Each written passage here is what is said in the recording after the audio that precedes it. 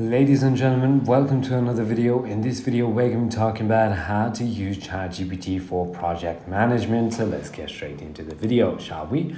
So in this video, I'm going to be talking about most of the experiences that I've gained throughout my career as well. So what you can do is you can simply go ahead and open your ChatGPT and then simply go ahead and create a new chat, or you could also simply head to projects and then create a new project here. So create a new project in the ChatGPT interface and define its purpose.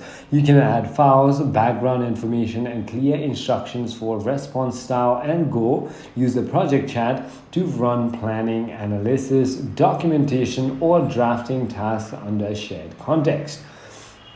So what are the main ChatGPT project management use cases, you might be wondering? ChatGPT supports scope drafting, work breakdown, structure creation, and milestone planning. It also assists with risk identification, stakeholder communication, and meeting documentation. It can also generate templates, summarize documents, and analyze decisions. These use cases improve clarity, speed, and structure thinking in project workflows.